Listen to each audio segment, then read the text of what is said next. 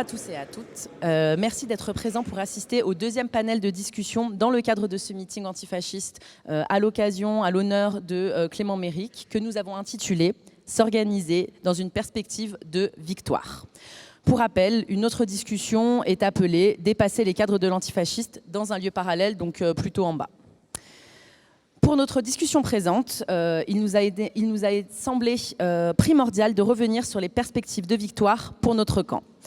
Comme Brecht le disait, c'est mal parti pour notre histoire. Cependant, il disait aussi que celui qui combat peut perdre, mais que celui qui ne combat pas a déjà perdu. Certes, nous pouvons donc perdre, mais ne l'oublions pas, nous pouvons aussi vaincre. À condition, bien sûr, de nous donner les forces et de travailler collectivement à saisir ce temps qui est le nôtre. Et dans ce temps, avec nos forces, de repenser nos manières de nous organiser, de nous défendre et d'agir. Comment caractériser ce temps ? Pour nous et pour bien d'autres, il est notamment celui de la radicalisation autoritaire et raciste de l'État capitaliste. Ce qu'Enzo Taverso a appelé la fascisation, concept que nous lui empruntons depuis quelque temps.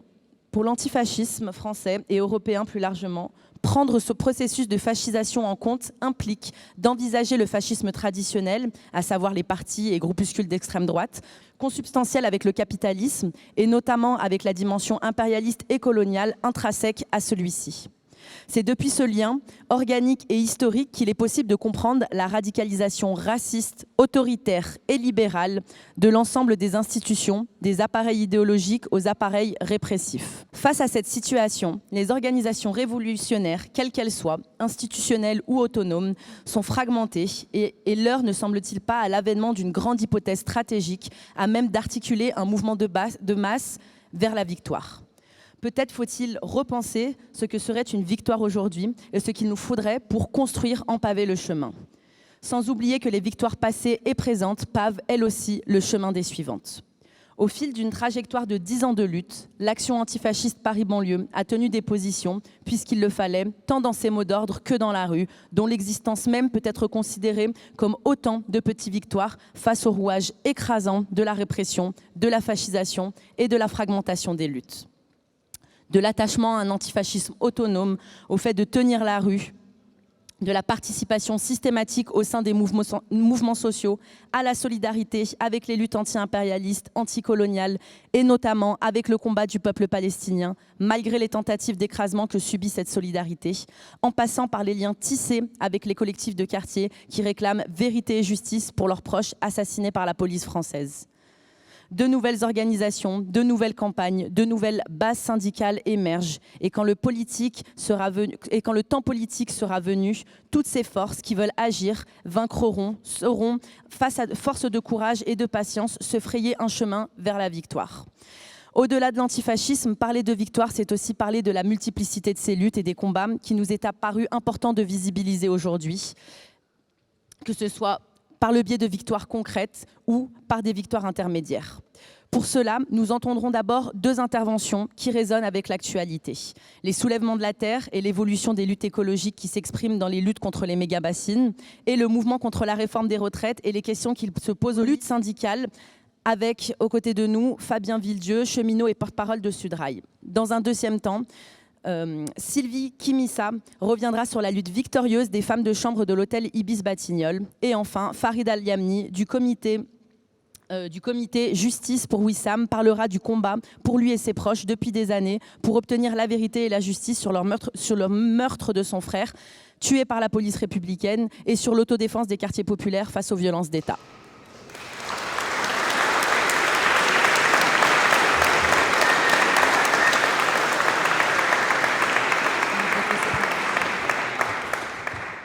Alors, bonjour à tous, je m'appelle Rémi, donc je fais partie effectivement des soulèvements de la terre et je suis aussi accessoirement paysan sur le territoire où devait être construit un aéroport au nord de Nantes à Notre-Dame-des-Landes, un projet qui a été abandonné en 2018. Donc on m'a demandé de venir, je vais pas faire comme on le fait parfois, un espèce de récit de ce que c'est les soulèvements de la terre, tout ça. Je vais plutôt aborder une des questions qui est posée aujourd'hui par un angle particulier, à travers ce qu'on essaye de mener dans les soulèvements de la terre et à travers je sais pas, le regard ou l'analyse qu'on a sur le mouvement écolo en France. Et voilà. Et je vais, je pense, à l'issue de ça, surtout poser des questions, parce que j'ai évidemment pas plus de réponses que la plupart des gens qui sont là.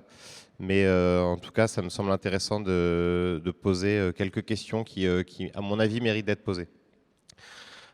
Pour introduire, je dirais qu'il y a quelque chose autour de la question du mouvement écolo qui fait actualité depuis quelques années maintenant, et puis particulièrement depuis quelques mois.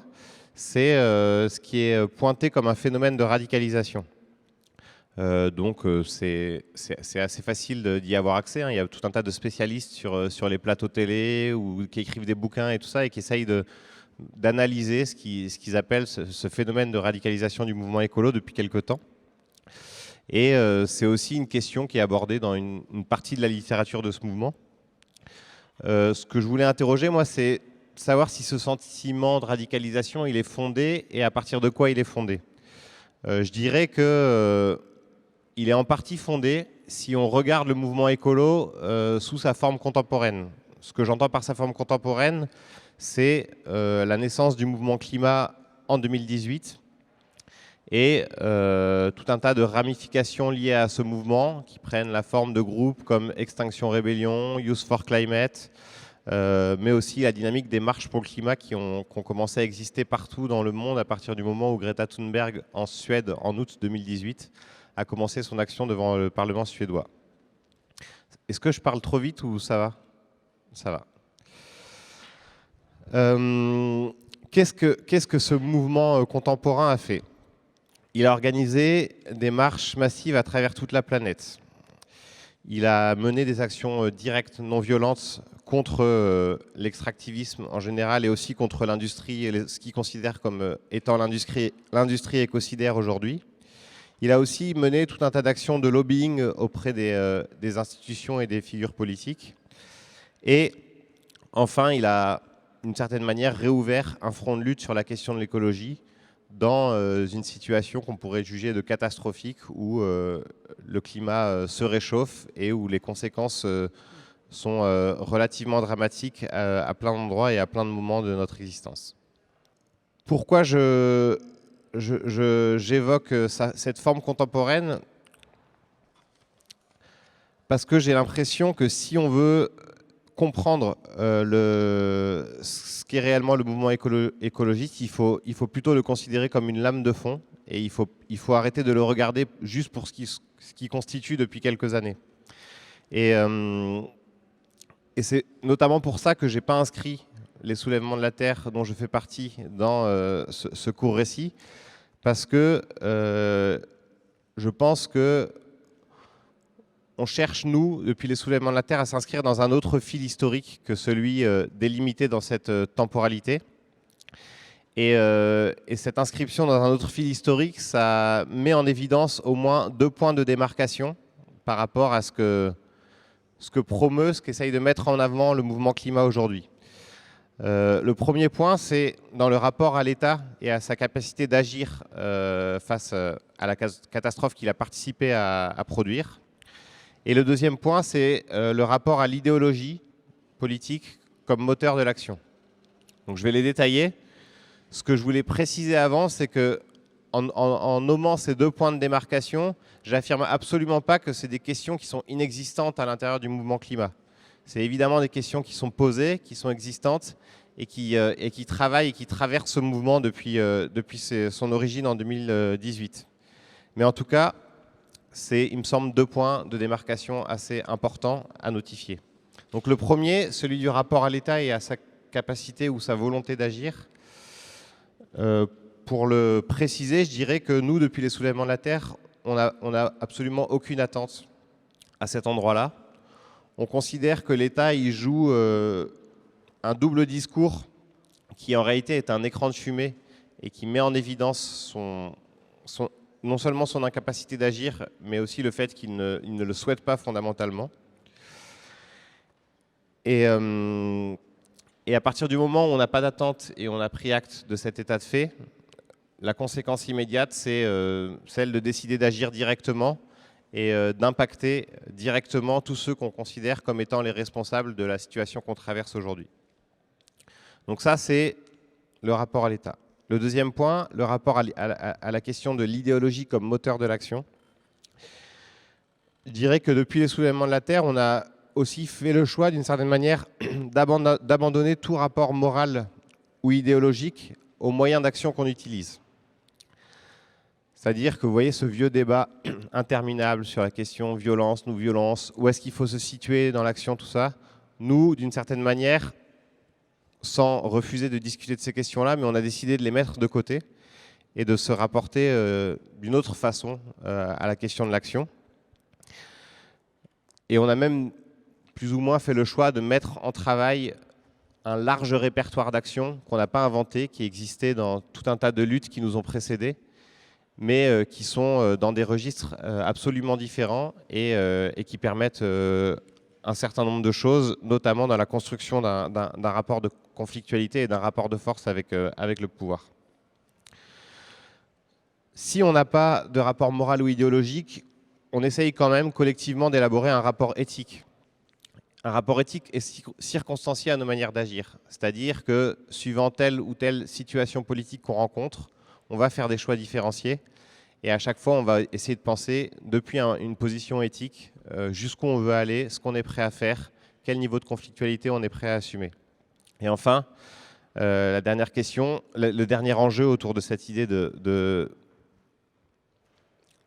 transformer notre rapport à la question idéologique, c'est aussi d'être insaisissable et indéchiffrable pour nos ennemis, et à chaque fois qu'on surgit, de surgir avec des modalités d'action qu'ils auront potentiellement des difficultés à anticiper, à identifier. Donc voilà, je faisais cette espèce d'introduction pour dire que pour nous, même s'il y a une espèce d'actualité médiatique autour de ce dit phénomène de radicalisation, pour nous, il n'y a pas a priori d'enjeu à parler de radicalisation du mouvement écolo. Par contre, il y a un enjeu à situer les actions qu'on mène dans un certain champ historique, dans une certaine profondeur historique. Et c'est depuis cet endroit-là que les soulèvements de la Terre se sont créés, et c'est depuis cet endroit-là qu'ils agissent aujourd'hui. J'aurais bien voulu citer 3 exemples quand je parle de champ ou de profondeur historique, 3 exemples qui sont particulièrement inspirants pour nous. En réalité, il y en aurait des centaines d'autres, mais j'ai choisi ces 3-là. Le premier, c'est l'histoire d'une lutte dans les années 70 en Bretagne, à Plogoff. Donc une lutte locale qui est inscrite dans un plus large mouvement qui est le mouvement antinucléaire français. Et cette lutte, elle a mis à terre un projet de centrale nucléaire en Bretagne. C'est pas la seule, il y en a eu d'autres aussi en Bretagne, mais en tout cas celle-là a gagné. Elle a été particulièrement importante, je dirais, dans sa composition et dans les moyens d'action qu'elle s'est donnés.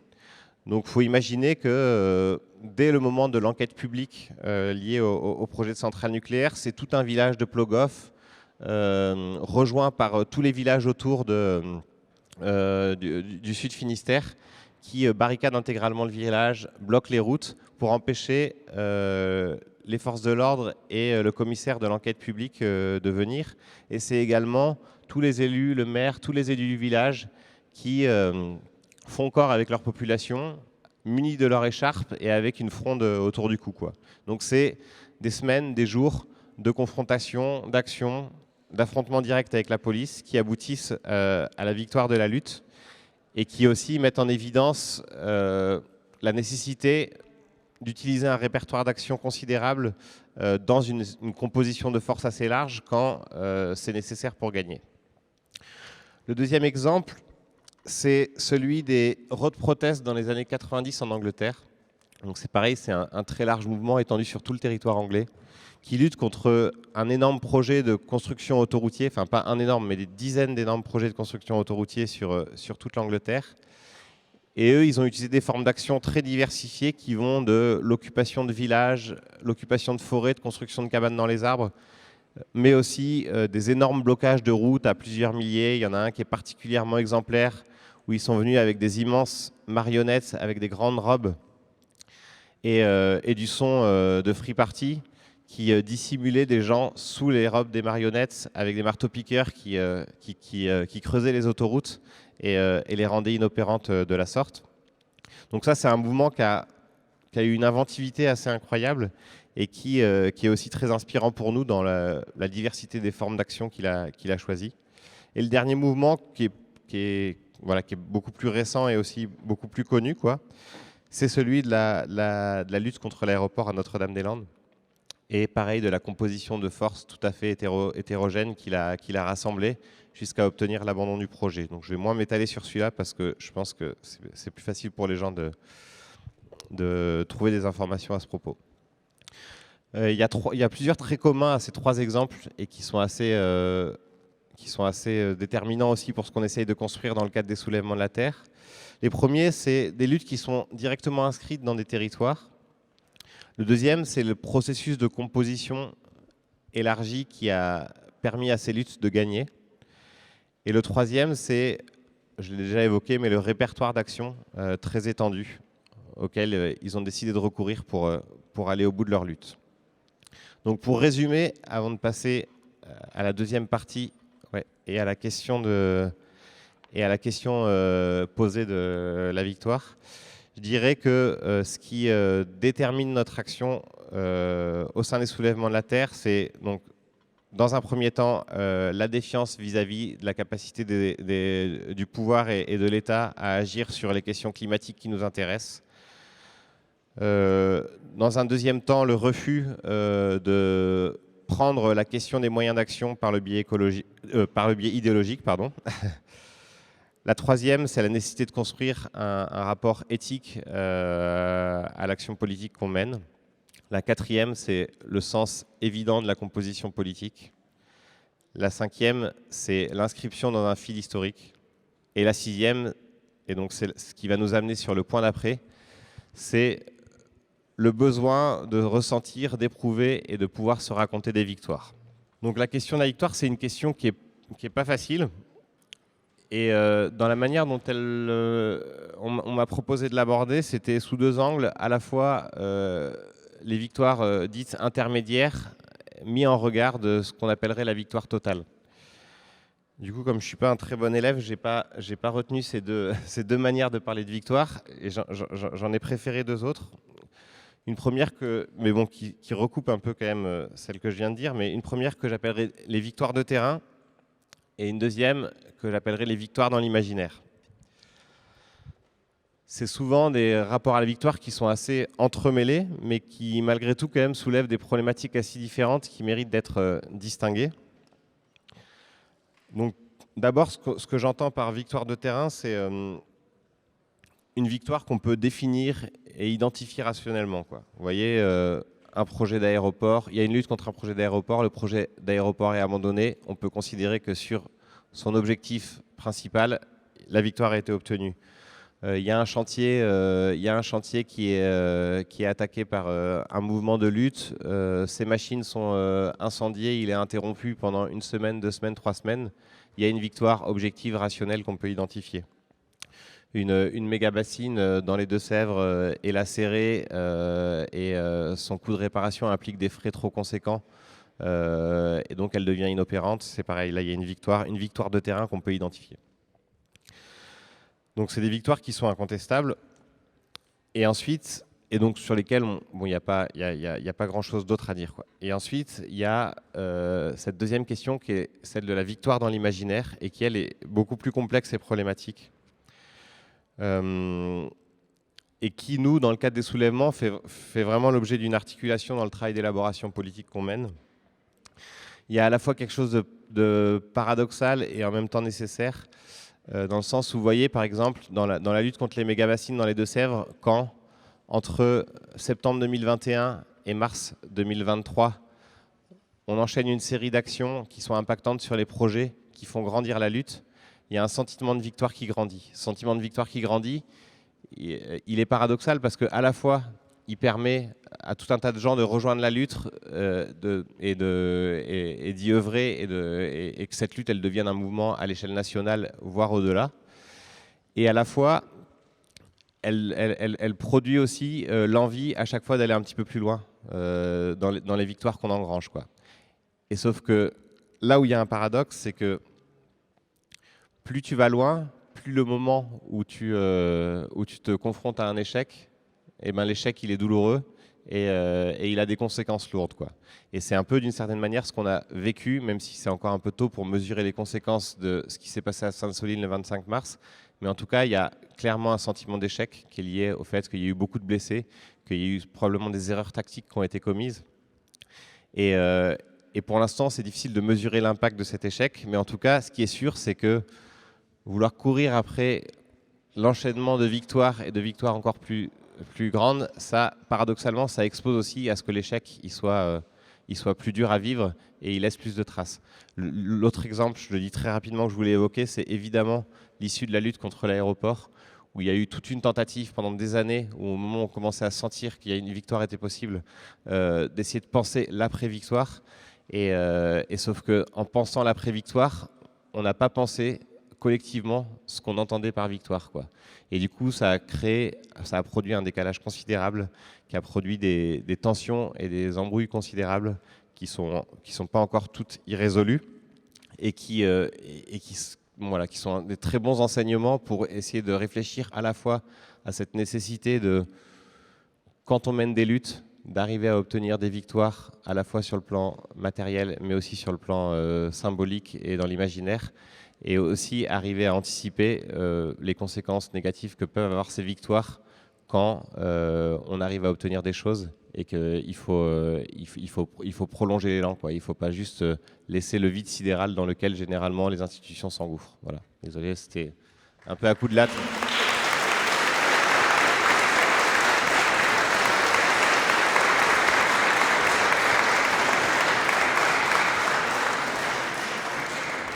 Bonjour à tous, merci pour l'invitation. Ça fait toujours quelque chose d'être notamment dans cette maison commune du mouvement ouvrier qui est la Bourse du Travail.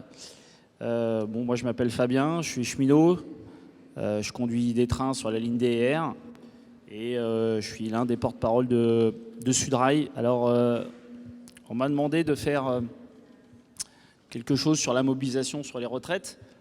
Moi, je n'aurais pas la prétention de parler au nom de tout ce qui s'est passé, parce que heureusement, ça ne s'est pas limité à la SNCF et encore moins à Sudrail.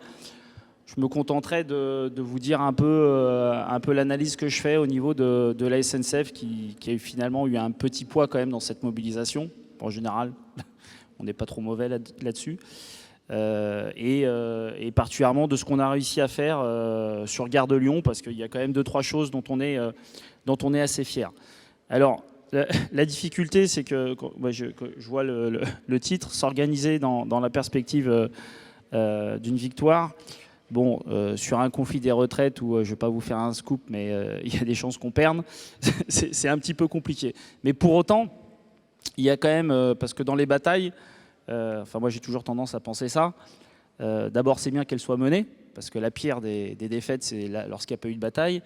Mais la question que je me pose, c'est qu'une fois que tu as mené ta bataille, est-ce que les gens, un, ils ont été contents de la mener, et deux, ils sont prêts à recommencer? Et si tu as ces deux éléments, même si tu as perdu, eh ben, ça te permet au moins de te projeter dans l'avenir et de te dire que la prochaine fois, eh ben, il y a des liens qui ont été constitués, ou en tout cas tu peux remettre une pièce dans le jukebox et te remettre à te battre. Et c'est ça qui est important.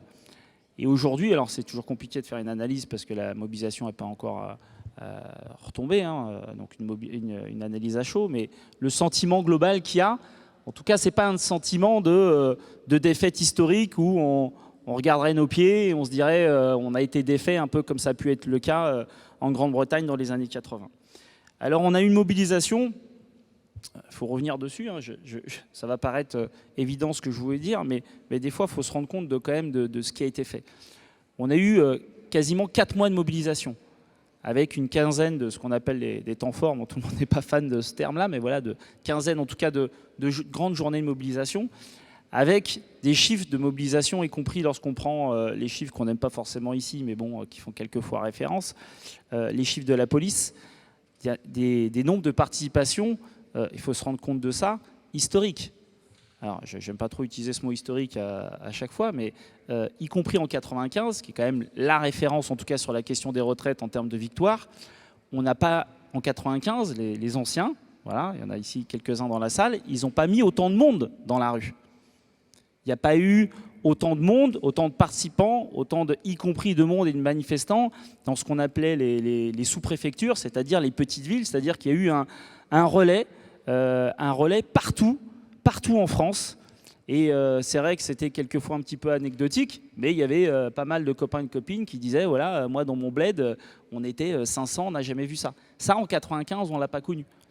Y compris la dernière mobilisation qui a fait un peu de bruit, c'était celle des Gilets jaunes.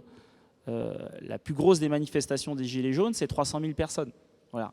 Là, on a mis par 5 fois plus d'1 million de personnes, chiffre de la police, c'est-à-dire les chiffres minimaux. Je ne vais pas rentrer dans le débat organisation syndicale, machin, mais y compris lorsque vous prenez les chiffres les plus bas abaissés par la préfecture, on met 5 fois plus d'1 million de personnes dans la rue. Alors, on est tous des gens qui pensons que la lutte des classes est un moteur qui fait avancer les choses, et on sait que les manifestations, aussi réussies soient-ils, ce n'est pas suffisant pour faire reculer, et on s'est un peu rendu compte. Donc il fallait effectivement articuler ces manifestations avec des grèves, et y compris avec des grèves reconductibles, parce que quand à un moment donné, un certain nombre de responsables syndicaux nous ont expliqué qu'il fallait mettre la France à l'arrêt, et ben, si tu veux mettre la France à l'arrêt en termes de production, il faut être capable de partir en grève reconductible.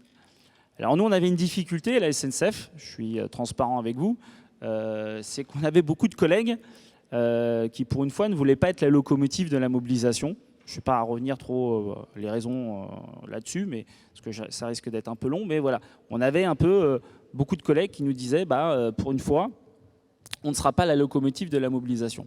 Bon, finalement, on l'a été un petit peu quand même, mais c'était une des difficultés qu'on avait, ce qui concrètement s'est traduit, où là où d'habitude, on ne se prend pas la tête. Rappelez-vous, en 2019, le 5 décembre, les cheminots et la RATP ont part en grève reconductible. En 95, ça a été la même chose. La plupart des conflits, ça a été la même chose. Là, on a fait un certain nombre de temps forts, de journées. Ça a été le 19 janvier, ça a été le 31 janvier. Ça a été y compris au mois de février, on a fait une initiative où on a essayé de bousculer le calendrier des organisations syndicales, en tout cas des grandes confédérations. On a essayé de faire 2 jours, le 7 et le 8. Voilà, le but était un peu de cranter en termes de mobilisation, avec y compris quelques difficultés, parce que moi je suis aussi pour qu'on se dise les choses, et autant le 7 février était une vraie réussite, autant le 8, les chiffres se sont un peu écroulés, avec un certain nombre de collègues qui nous expliquaient que finalement le calendrier des grandes confédérations syndicales était quelque chose auquel il s'est retrouvé. Pour autant, on a quand même réussi, avec, à force de discuter avec les collègues, à force d'aller les voir, à force de faire des démonstrations, qu'une journée, aussi réussie soit-elle, tant en termes de participation à la manifestation qu'en termes de nombre de grévistes, assez facilement, au bout d'un moment, les gens se sont dit ça ne suffira pas. Voilà, il faudra aller plus loin, donc il faudra poser la question de la grève reconductible. C'est ce qu'on a réussi à faire. On a quand même mis 2 mois. Donc comme quoi les choses ne se font pas non plus en claquant les doigts, mais on a quand même réussi à mettre les collègues en grève reconductible à partir du 7 mars. Alors cette grève reconductible, en tout cas à la SNCF, elle a duré pour les secteurs les plus déterminés 3 semaines. Sur Gare de Lyon, on a fait quand même 24 jours, on a repris le boulot le 29 mars, avec des hauts et des bas, mais en tout cas avec la volonté de partir et de cranter en termes de mobilisation et de se dire, voilà, maintenant, on a tenté les journées de 24 heures, maintenant il faut passer à l'étape supérieure, il faut aller à la grève reconductible. On avait de la chance, c'est que pour répondre aux collègues qui nous disaient qu'ils ne voulaient pas être la locomotive, on a eu un certain nombre de secteurs qui sont partis également en grève reconductible. Ceux qui ont été les plus connus sur Paris, ça a été les éboueurs. Il y a également les collègues de l'énergie, EDF, GDF. Voilà, donc il y a eu un certain nombre de secteurs qui ont tenté, et avec plus ou moins de réussite là-dessus. Nous, ce qu'on a également réussi à articuler, c'était des actions. Voilà, pourquoi des actions? Parce qu'à un moment donné, les gens ils venaient aux assemblées générales et ils nous réclamaient le fait des actions. On a fait de grosses manifs sur les voies, notamment une où on a quand même réussi à mettre plus de 1000 personnes sur les voies, et notamment pour rendre un hommage à un collègue, Sébastien, qui avait été victime lors d'une manifestation et qui a perdu un œil.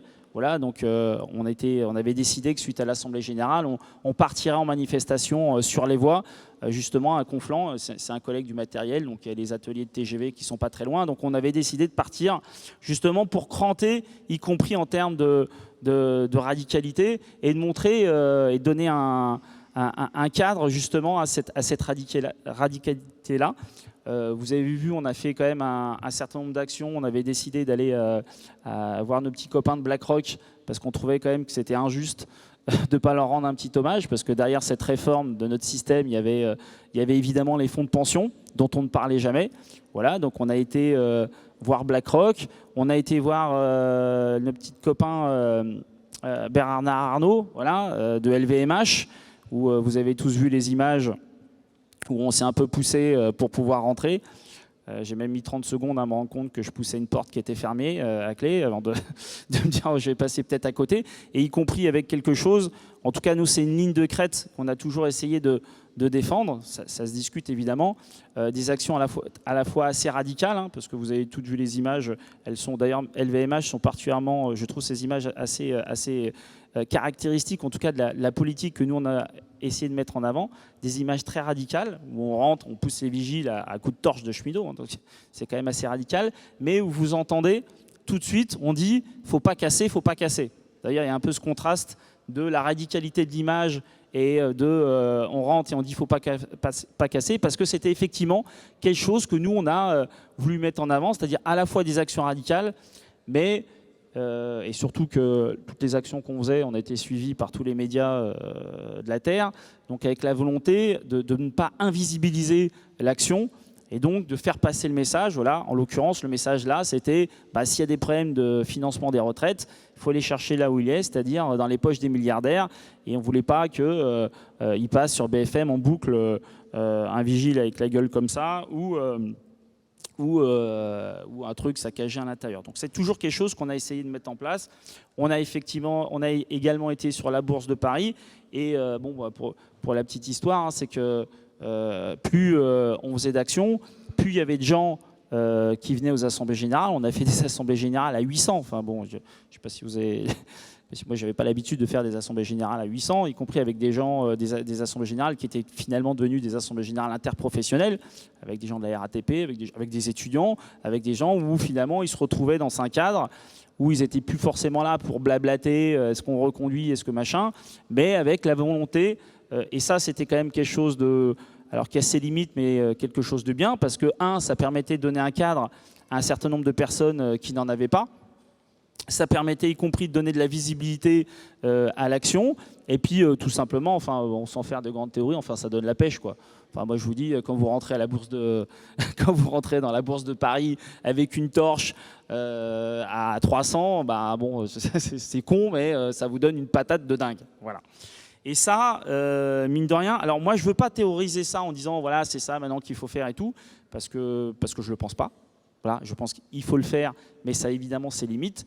Et la limite qui a eu et qui fait à mon avis une des raisons qu'on n'a pas encore gagné sur cette histoire, c'est que ça doit être complémentaire. Ça ne se substitue pas à la grève, la nécessité d'aller voir les collègues un par un et la nécessité d'avoir des gros pourcentages de grévistes, de mettre la France à l'arrêt en bloquant évidemment la production. Par ailleurs, toutes ces actions faisaient que ça nous foutait quand même une pression de dingue, parce qu'à chaque fois, on avait une semaine pour organiser. Bon, ça a l'air de rien, mais c'était beaucoup de... Bon, je pense qu'il y en a qui ont l'habitude de faire des actions. Enfin, c'est beaucoup de repérage. C'est surtout ne pas dire ce qu'on va faire. Et si on veut que ça se passe bien, dans le sens où on fait passer un message, on arrive à faire... la une de BFM, ce qu'on a réussi à faire quasiment à chaque fois, et qu'on ne se retrouve pas à avoir 10 copains et copines au poste suite à l'action, bon, ça demande un petit peu de préparation. Alors bon, on m'a demandé aussi de faire un peu une analyse, pourquoi ça n'a pas... Il me reste combien de temps? Ah ouais, ok, bon. Pourquoi ça n'a pas marché? Bon, évidemment, chacun a un avis là-dessus. Moi, j'en ai un, je vais vous le dire. Voilà. Moi, je pense que dans cette mobilisation, et une des raisons qui fait que ça a pêché, c'est que finalement, il n'y a pas eu assez de grévistes. Enfin, je vous le dis comme je le pense. Il n'y a pas eu assez de secteurs professionnels qui sont partis en grève reconductible. Il n'y a pas eu assez de personnes, et y compris on avait beaucoup de copains et de copines qui venaient aux manifs, mais qui étaient en congé, qui étaient en télétravail, et finalement, mettre la France à l'arrêt, on l'a réussi partiellement, mais on ne l'a pas réussi totalement. Et avec un dingue comme Macron, qui se protège derrière les institutions de la Ve République, qui veut dire que tout simplement tu peux faire passer une loi sans que ça soit voté majoritairement. Donc ça, c'est les institutions de la Ve République, et qui se contrefout d'avoir un boulevard à l'extrême droite, parce que c'est ça le danger, avec un dingue comme ça, le rapport de force aussi puissant qu'il aurait été, et moi je pense que dans n'importe quel pays d'Europe, on aurait gagné, dans n'importe quel pays d'Europe, on aurait gagné, mais en France, avec Macron et les institutions de la Ve République, le rapport de force, en termes de grève reconductible, pour le coup, n'a pas été assez fort. Et je finirai, j'ai 1 minute, parce que même si on n'a pas gagné, je pense qu'il y a énormément de choses positives. Voilà. L'unité syndicale, qui restera demain, ça a été un aspect positif de cette mobilisation. En tout cas, ça a donné envie aux gens de se mobiliser, alors à leur manière, certains uniquement en faisant une journée de grève, certains en faisant uniquement une manifestation. Les actions, ça a donné encore envie de faire des actions. Nous, il n'y a encore pas très longtemps, on a fait une action au niveau du fret. En l'espace d'1 heure, on a été au bureau de la Commission européenne, on s'est bousculé avec les flics, on a fait une manif sur les Champs-Élysées et on a interpellé le ministre des Transports, Clément Beaune. Ça en 1 heure. Voilà, il y avait des copains et des copines de province qui étaient venus. Ils me disent, mais à Paris, c'est toujours comme ça. Je dis, non, là, c'est un peu exceptionnel. Donc, y compris ce type de méthode, ça perdurera et ça sera évidemment des points d'appui pour demain. Voilà, merci.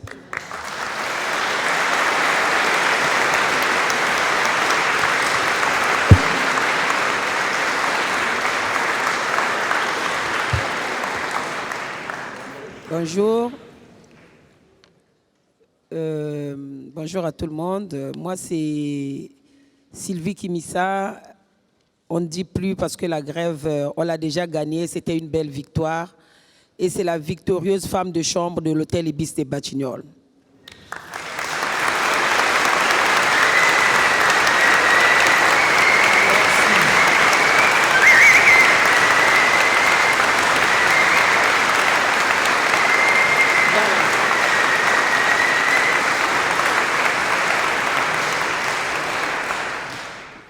Pour voir un peu, on s'est pas tout perdu, hein. Ça se voit que les victoires, ça se gagne encore, hein. Quand on y met, ça se gagne. Voilà, nous, on a gagné une très belle victoire qui a duré 22 mois de grève, 22 mois de lutte, dont 8 mois de grève, parce qu'après, il y a eu le confinement. Ce n'était pas facile, mais on l'a fait. Et il fallait le faire. Parce que c'est un secteur, les femmes de chambre, les femmes de ménage, c'est un secteur qui n'est pas visible. Donc il fallait, en ce moment, on avait eu le besoin de visibilité ce secteur. Il fallait le faire avec les camarades, mais vous savez, la grève pour partir, vous savez quand vous commencez, mais vous ne savez pas quand ça va terminer, parce que quand vous avez devant vous un grand groupe comme le groupe Accord qui ne cède pas aux revendications des femmes de chambre, c'est un peu compliqué, quoi. Voilà. Donc, on est parti en grève avec le groupe Accord, qui est le premier groupe Europe et le 6e mondial. Donc, ce n'était pas un petit groupe. Il fallait faire avec Sébastien Bazin qui ne cède jamais aux revendications. Mais on l'a fait quand même tomber, on l'a fait agenouiller. Voilà, on l'a fait tomber, il a cédé aux revendications et on a gagné après pour dire que la lutte, ça paye. La lutte paye et quand vous êtes unis et vous êtes déterminés aussi. Nous, ce que nous avons gagné, c'est notre détermination. Parce qu'on n'a pas cédé, il y avait la police qui venait, il y avait des menaces, il y avait des mépris. On a dit, on n'a pas... tout ce que vous faites, on a dit à la police, tout ce que vous faites, on a subi plus que ça au travail. Nous sommes allés en grève, pourquoi? Pour les conditions de travail. Voilà, vous savez, le secteur de l'hôtellerie, c'est un secteur complexe. Surtout pour les femmes de chambre.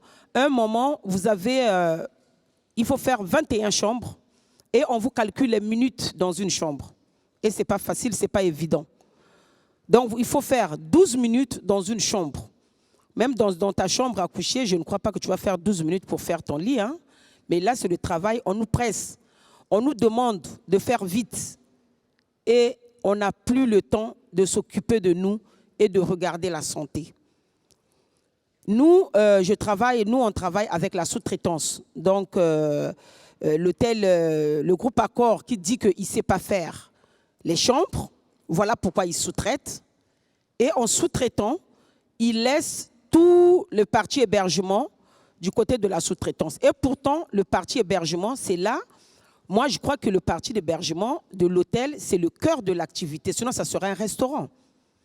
Et c'est le cœur de l'activité qu'on sous-traite parce que pour lui, c'est là où ça rentre beaucoup d'argent, donc il faut sous-traiter. Et quand on sous-traite, il n'y a pas de suivi derrière. Comme la sous-traitance qui arrive, il vous prend comme des chevaux, donc il faut courir 12 minutes dans une chambre, il faut faire vite. Et là, moi, c'était ma 4e sous-traitance que j'en avais vécue depuis que je commence à travailler à Ibis des Batignolles, ça fait plus de 10 ans. Et la 4e sous-traitance, lui, elle, quand elle est venue, elle a mis la barre haute. Voilà, au lieu de 12 minutes, c'était maintenant 10 minutes.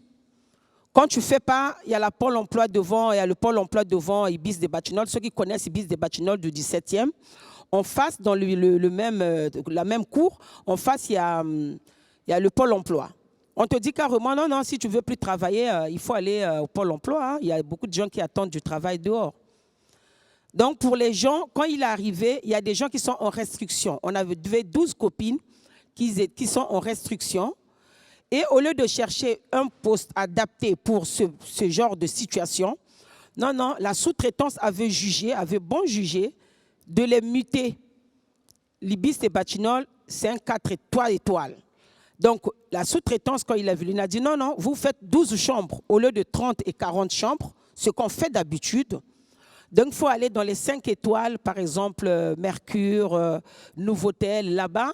C'est là où on fait 10 chambres. Ici, on ne fait pas 10 chambres. Pourquoi? Parce qu'ils ne voyaient plus l'importance de ces gens qui sont en restriction, qui vont faire rentrer de l'argent. Lui, il avait besoin des gens qui sont en bonne santé. Vous voyez que eux, la santé des salariés, ça ne les intéresse pas. C'est l'argent.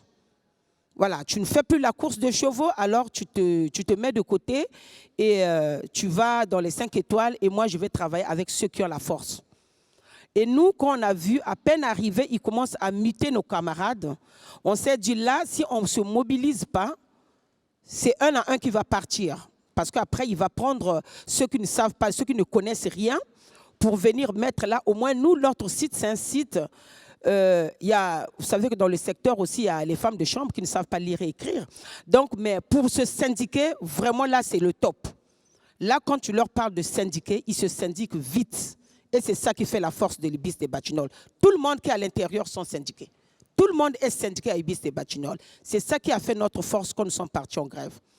Et quand ils ont commencé à muter les 13 camarades qui sont en restriction, on s'est dit non, on doit les bloquer. On doit les bloquer. Et si on ne fait pas quelque chose, parce que dans les 4 murs des Ibis des Batignolles, c'est nous qui sommes là et non le patron, parce que c'est nous qui travaillons.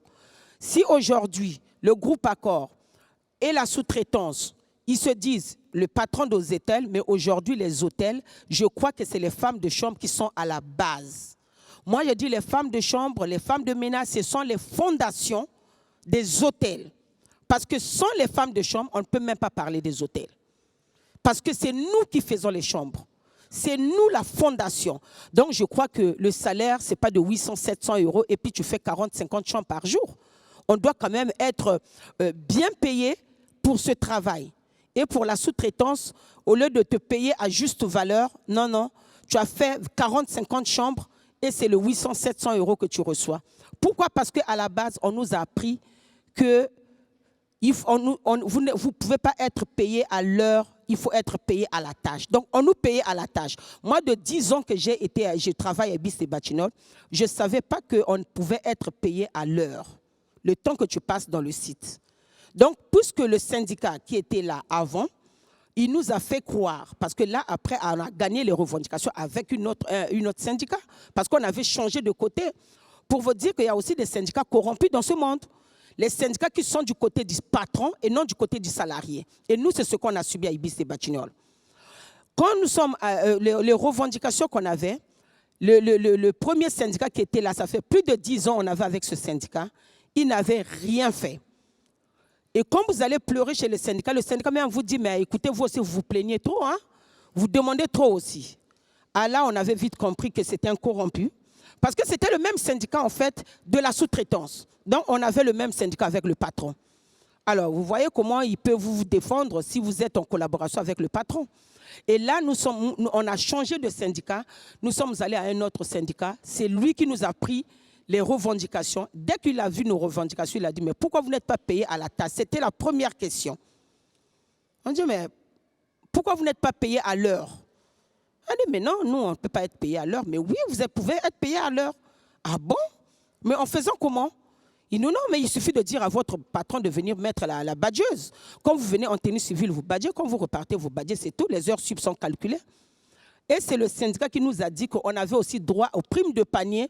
Ça fait 10 ans que je travaille là, je ne connaissais même pas le prime de panier, c'était quoi? Or, tu travailles dans un site, tu avais droit aussi aux primes de panier. C'est le nouveau syndicat qui nous a donné les lois. Et là, on a dit, donc ça, c'est un bon syndicat, on peut aller en grève. Et c'est là on a su qu'on avait un bon poteau derrière. On a demandé au syndicat, mais on va aller quand? Il nous a dit, mais non, pas maintenant. Il faut aller d'abord collaborer avec le patron. Quand le patron va vous dire que non, il ne peut pas négocier, là maintenant, au moins il a eu ses avertissements, on peut aller en grève. On est allé voir notre sous-traitante qui était la STN. On lui a amené les revendications. Comme il était plus confiant avec son syndicat, il ne savait pas que derrière, dans le coulisses, nous, on a travaillé. Il nous a dit, ben, écoutez, vous pouvez aller faire la grève durant tout le temps que vous voulez. Moi, je cède à rien. Je ne bougerai pas d'un seul doigt. OK. On est allé dire au syndicat, il a dit, bon, d'accord, prochainement, on va voir. Et quand on a vu, il nous a dit, quand vous voyez que je commence à planter les drapeaux dans l'hôtel, dans l'enceinte de l'hôtel, là, vous tous, vous descendez. Et un 17 juillet 2019, il commençait à pointer les drapeaux. Et là, on a compris que le terrain est miné. On est descendu et c'est là où est partie la grève. 8 mois de grève, 22 mois de lutte, parce qu'après, il y a eu le confinement, il fallait faire des actions. Et c'est par les actions qu'on a fait plier le groupe Accord. On a fait tellement les actions qu'ils n'ont rien compris. On rentrait dans un hôtel, on jetait les confitis, souvent on les mouillait et on les collait sur le mur, sur les vitres. On les mettait souvent sur n'importe où, là où pouvaient rester les confitis, on les mettait. Et après 30 minutes, après 15 minutes, on sortait. Balayer maintenant. Et tellement on l'a fait, c'était son image qui était en jeu. Après 22 mois de lutte, il a compris que ces femmes-là ne vont jamais laisser, ne vont jamais céder. Et il a cédé à nos revendications. On a eu quand même 99% de nos revendications. Pas mal, hein, comme...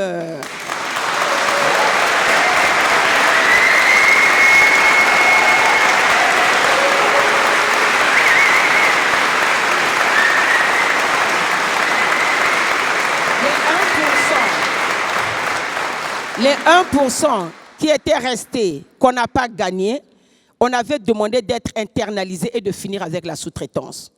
Et là, pour une bonne simple raison, parce que c'était au moment où on nous a déconfinés. Et lui, il était en train de licencier ces 25 salariés qui sont du groupe Accord. Alors, il ne pouvait pas licencier 25 salariés par rapport aux situations et puis reprendre les femmes de chambre. Et c'est l'unique revendication qu'on n'a pas eue. La première revendication, c'était être internalisé, de finir avec la sous-traitance. Mais sinon, on a eu l'augmentation de salaire de 250 à 500 euros par mois. Voilà, par mois. Et là, à Ibis et Batignolles, il n'y a personne qui gagne moins de 800 euros.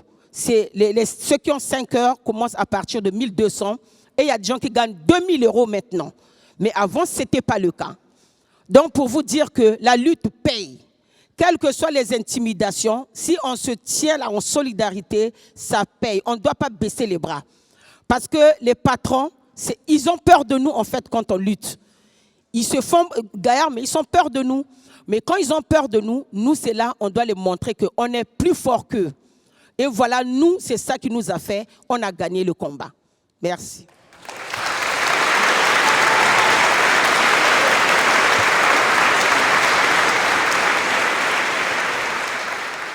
Bonjour à tous et à toutes. Pour avoir jeté une pierre sur une voiture de police, des policiers clermontois vont se faire justice le 1er janvier 2012 eux-mêmes et tuer Wissam Eliamni, mon frère. C'est à l'heure actuelle la plus vieille histoire de violence policière encore théoriquement en instruction. Et comme dans de nombreuses histoires de violence policière, les choses ne se sont pas passées comme le mythe actuel pourrait le laisser entendre. Et c'est tout l'enjeu de mon intervention. Mais avant toute chose, je voudrais remercier l'AFA pour le soutien apporté quand on avait fait un rassemblement à Paris pour le comité, malgré un froid sibérien. Vous avez, et je le dis, j'ai avec les larmes aux yeux parce que ça m'a touché, malgré un froid sibérien, vous avez collé des affiches un peu partout. Vous avez fait une magnifique banderole de plusieurs jours par vos propres moyens. Vous avez été à l'écoute de nos besoins. Merci encore. Alors,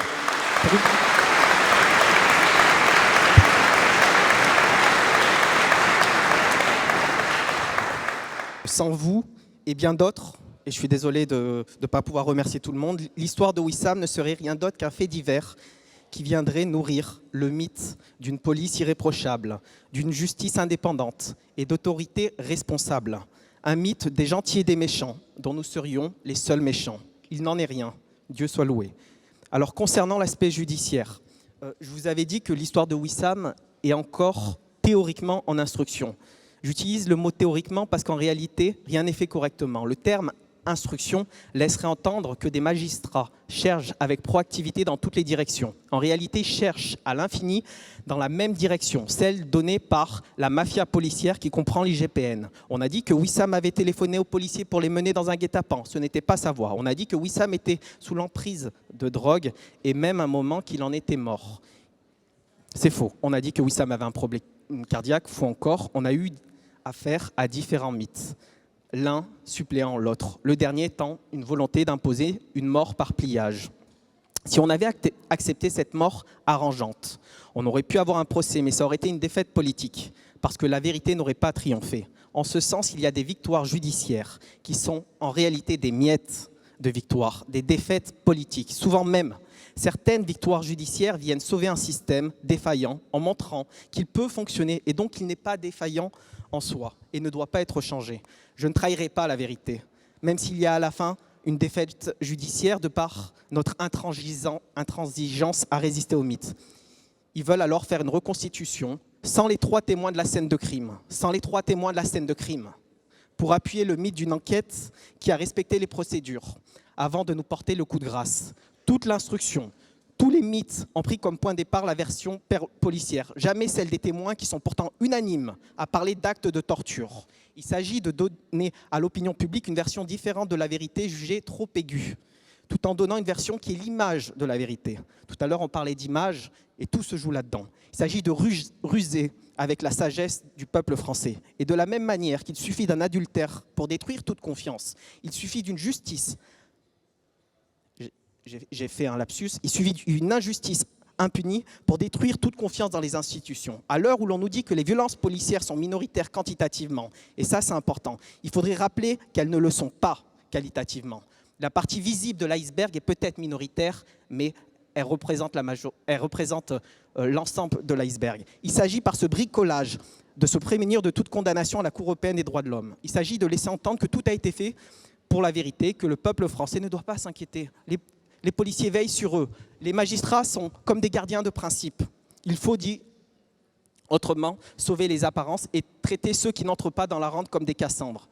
La seule chose qui est certaine, c'est que les policiers ont tué une personne menottée dans le dos vivante, qui était sous leur entière responsabilité, ce qui suffit à faire de cette histoire une injustice, qu'ils le veuillent ou non. Mais je n'aime pas m'attarder sur la question judiciaire, même s'il s'agit d'un passage obligé pour parler de vérité opposée au mythe. Souvent, des proches et des comités, des avocats se concentrent sur le seul aspect judiciaire. C'est à mon avis une erreur, dans le sens où la question de la justice ne doit pas suppléer à elle seule la question de la vérité. Une petite anecdote, une fois, j'ai vu dans une histoire qui n'était pas une histoire de violence policière, une femme qui devait être la mère de la victime d'un crime, dire à la suite d'une condamnation à la sortie d'un tribunal d'une personne à plusieurs décennies, que de toute façon, la personne tuée ne reviendra pas, laissant entendre que même avec une condamnation la plus lourde qu'il soit au niveau pénal, ils étaient insatisfaits. Ça m'a fait réfléchir. La justice est une de ces choses dont on est naturellement triste de ne pas avoir sans être pourtant heureux de les posséder. On ne peut être qu'insatisfait si on se concentre sur la seule justice en fait, et c'est terriblement contre-productif. Ce qu'il faut chercher et faire encore plus vivre, c'est à mon avis la vérité. Alors, je sais que ce n'est pas à la mode.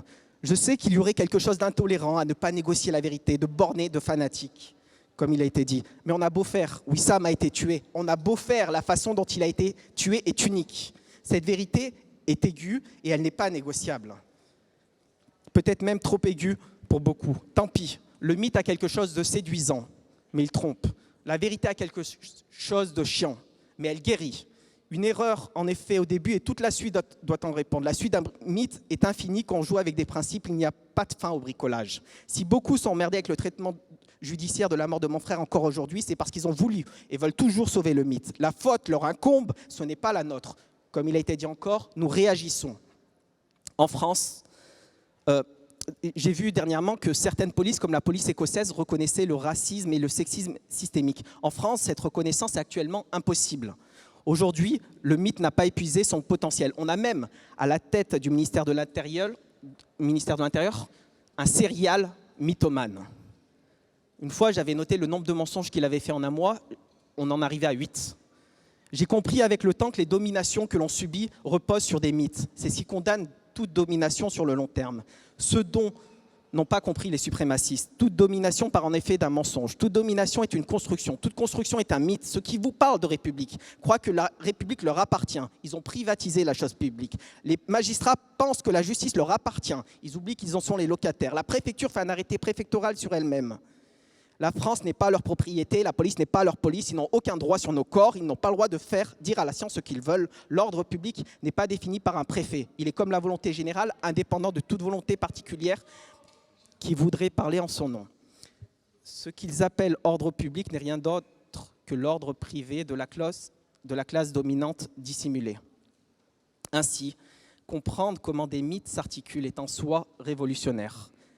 Ceci passe par une conversion. Comprendre comment des significations sont imposées et comment elles sont imposées comme légitimes en dissimulant le rapport de force qui sont au fondement de leur force est émancipateur. La vérité détruira toute falsification politique, tout mythe si on la fait vivre en souterrain. Comme la vérité que la Terre tourne autour du Soleil s'est imposée au fil du temps. Il est là notre levier, faire vivre, faire circuler la vérité. Concrètement, vous remarquerez qu'il voulait qu'on interdise, qu'on filme et qu'on diffuse des vidéos de violences policières avec la loi sécurité globale. Ce n'est pas un hasard.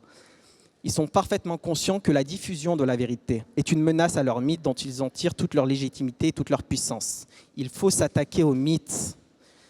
Parce qu'une fois le mythe fragilisé, ils seront bien obligés de reconnaître que c'est une idéologie fascisante qui est à la racine de ce mythe et de son maintien. Des policiers clermontois nous l'ont déjà dit en off, c'est un secret de polichinelle. Oui, ils ont tué Wissam, mais selon eux, ils le méritaient. Il y aurait un mérite alors à supprimer la vie d'une personne menottée dans le dos, c'est-à-dire une personne qui était alors dans les fers. Le fascisme, c'est à mon avis ça. Considérer la vie de l'autre comme pouvant être supprimable, comme un mal nécessaire. Mais comment faire vivre la vérité et la diffuser ? Alors, à mon avis, les opportunités sont en réalité nombreuses, malgré les nombreuses portes qui nous sont fermées. Il s'agit d'apprendre de la patience, par exemple, des Vietnamiens dans les souterrains contre les Américains. Ils ne cherchaient pas à gagner. Ils étaient dans une stratégie perdant-perdant. Alors, ils ont gagné. On peut apprendre des rhizomes qui se faufilent malgré des obstacles. Il s'agit de faire vivre la vérité de façon continuelle, en contournant les impasses, les murs, les pièges, les montagnes. Il s'agit parfois de faire vivre la vérité d'une personne à une autre. Il s'agit de persuader, de parole en parole. La seule chose, à mon avis, dont il faut pour persuader, c'est toujours avoir à l'esprit la justesse de son point de vue et le souci de l'autre. Faire vivre la vérité par tous les moyens nécessaires est un chemin émancipateur. Alors, comment nous y prenons concrètement pour faire vivre la vérité sur la question des violences policières ? Revenons tout d'abord sur ce terme de violence policière.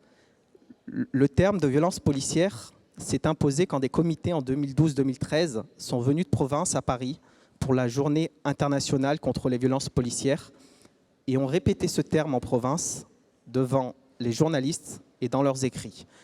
En utilisant ce terme, chacun faisait vibrer l'histoire particulière de l'autre. Avoir imposé ce terme, même de façon polémique, dans l'espace public est une victoire. Ça a été pensé. On s'est forcé de marteler ce terme dans les appels, dans les prises de parole, dans les écrits, dans les projections. Je vois des réalisateurs devant, jusqu'à ce qu'il devienne naturel et qu'il soit repris. Il fallait un mot d'ordre.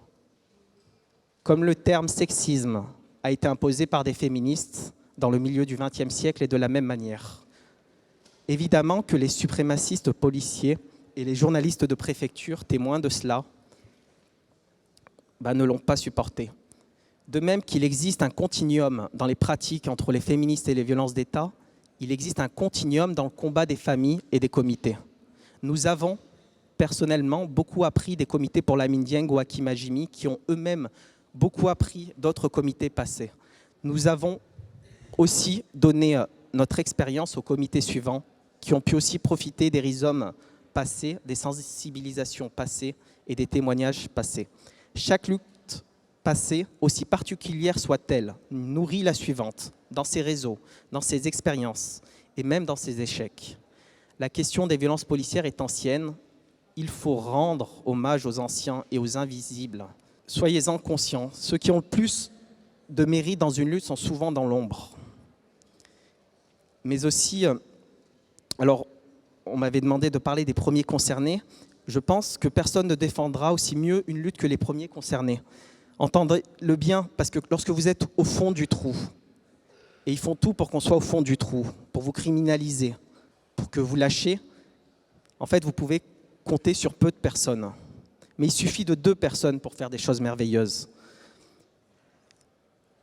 Une autonomie d'un premier cercle prêt à donner sa vie pour une cause est une nécessité. Il est aussi nécessaire qu'une braise pour raviver la flamme. À titre personnel, par exemple, moi je ne peux pas abandonner. Je ne peux pas oublier, par exemple, que j'ai passé 20 ans dans la même chambre que mon frère. Je ne peux pas oublier tous les moments passés. Je ne peux pas accepter que l'on salisse volontairement et injustement sa mort. Et je suis prêt à mourir pour défendre cette position. Mais en même temps, à ce premier cercle, il faut aussi des alliances. Sinon, ce premier cercle mouline dans le vide. Ces alliances ne sont pas permanentes, rigides. Elles doivent être vivantes, agiles. Et tout le travail de la mafia policière, justement, est d'isoler le premier cercle. Et tout notre travail est d'évoluer. À chaque fois que l'on nous coupe une branche, on doit renaître ailleurs. Il s'agit de s'allier pour peser. L'alliance, en réalité, se fait plus par amitié qu'autre chose. Ça peut être un problème d'ailleurs, quand une amitié a déconné. Mais je voudrais vous parler d'une histoire d'amitié, par exemple, qui s'était passée notamment avec Notre-Dame-des-Landes. Je me retrouve par amitié, par hasard, je voyais une personne qui était présente ici, à soutenir la ZAD de Notre-Dame-des-Landes. Et ben moi, j'ai été agréablement surpris que lorsque le préfet de Clermont a interdit la plantation d'un arbre sous la pression des... alors je les appelle des syndicalistes, des criminels assermentés, et ben la ZAD a voulu planter en disant si on ne peut pas le planter à Clermont, on peut le planter à Notre-Dame-des-Landes. Voilà. C'est, ce que je veux dire par là, c'est ainsi que des alliances qui sont sur le papier contre nature se font. Et c'est ainsi que des portes d'opportunités s'ouvrent. C'est ainsi aussi que l'on se transforme nous-mêmes, qu'on transforme aussi sa vision, sa manière de voir les choses. Les choses, en réalité, se font sans trop de logique, parfois par amitié, parfois juste parce qu'on reconnaît la justesse d'une lutte. Alors, les Américains ont une expression pour ça, « to be hooked », être crocheté. Je la trouve très belle, cette expression, être crocheté. Il y a des luttes, parfois, des histoires d'amour qui vous crochetent, des personnalités qui vous touchent, des mélodies qui vous touchent. Il y a de l'universel dans les luttes particulières quand elles sont sincères. De cet universel ressenti des 2 côtés, naît ensuite un lien, une alliance, une lutte. Et paf, vous êtes embarqué dans un truc qui a priori ne vous concernait pas, mais qui désormais fait partie de votre ADN. Cet aspect-là, aucun anthropologue, aucun sociologue, aucun historien ne pourra le comprendre. Alors je vois que je vais bientôt terminer. J'arrive à la conclusion, je vais sauter. Alors, simplement pour vous dire que je sais qu'on a l'impression qu'on perd beaucoup, mais si on ne lâche pas le fil d'Ariane, on l'atteindra, cette victoire. Je rêve de ce jour et il viendra. Il viendra peut-être sans que personne ne s'en rendra compte. Les grandes révolutions prennent du temps à pénétrer les cœurs et les esprits et sont invisibles. comme les personnes qui nous aident. Ou peut-être qu'il viendra suite à un grand soir, si nos souverains s'entêtent. Ou peut-être que le fascisme, qui est déjà au pouvoir avec sa police, marchera à visage découvert quand le système se sentira menacé. Si c'est le cas, je tiens à le dire, n'ayez crainte. Cela voudra dire que le mythe républicain et la bonne conscience n'arrivent plus à dissimuler ces mensonges. Il faudra voir là-dessus une étape essentielle vers l'émancipation. Ça sera l'épreuve du feu, et il faut s'y préparer dès aujourd'hui. De même qu'il est important de se rappeler que lorsque la garde prétorienne est envoyée en dernier lieu, c'est qu'il n'y a plus qu'elle pour protéger le tyran. Si un jour le fascisme est au pouvoir, sans dissimulation, alors comme tous les suprématismes, il s'autodétruira peu de temps après. Il faudra être patient. Je pense, et ça a été l'enjeu de mon intervention, que c'est la dissimulation qui est l'obstacle. C'est elle, en fait, qui nous empêche dater la victoire. Mais c'est aussi par elle qui est la solution, c'est aussi elle le talon d'Achille. L'avenir est incertain, mais l'issue est inévitable. On dit souvent que notre combat est perdu d'avance, mais je crois l'inverse. Il est gagné d'avance, car le paquebot est lancé.